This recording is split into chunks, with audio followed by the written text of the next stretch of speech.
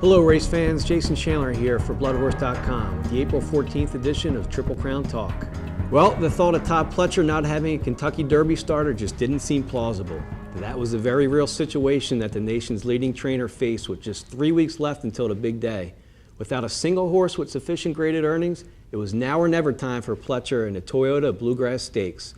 Fortunately for him, Monba and Cowboy Cal stepped up big time as the stablemates ran 1-2 in the Bluegrass, putting Pletcher right back into the Derby mix. Cowboy Cal and Monba ran 1-2 nearly the whole way around the Keeneland Poly track, with Cowboy Cal setting the pace under Johnny Velasquez. It wasn't until deep stretch that a stalking Monba pulled even with the longtime leader, getting up just before the wire with Edgar Prado aboard.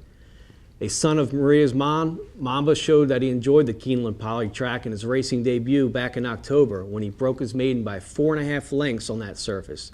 Monba stamped his ticket to the Derby, as did Cowboy Cal. It's a hard race to win, you know. I mean, you can chalk up all the ways you can lose it. It's just it's a very difficult race to win. It's a difficult race to get to.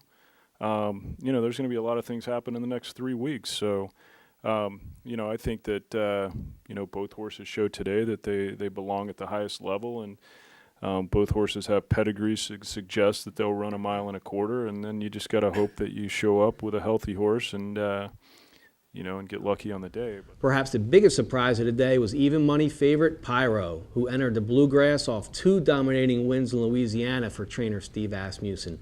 Pyro broke slowly, never recovered, and finished 10th in the 12-horse field.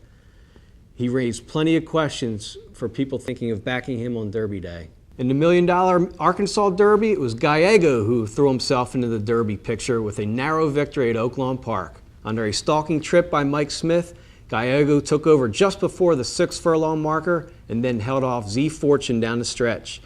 A California invader trained by Paulo Lobo, Gallego proved that he indeed can run well over conventional dirt surface, validating the son of Gilded Time as a legitimate Derby contender. Remember, Gallego was only 3/4 of a length in back of Colonel John in the March 15th San Felipe Stakes.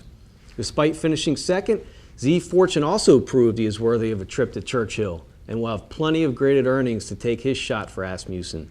Finally, it was Hayburn who won the Holy Bull Stakes with a convincing 2.25 length victory at Gulfstream Park, notching his first graded stakes score for trainer Eddie Plesa. Now with $140,000 in graded earnings, Hayburn is right on the bubble as far as money needed to slip into the Derby, but should be in okay shape. Well, with only the Coolmore Lexington Stakes remaining, the Derby picture is finally beginning to take shape.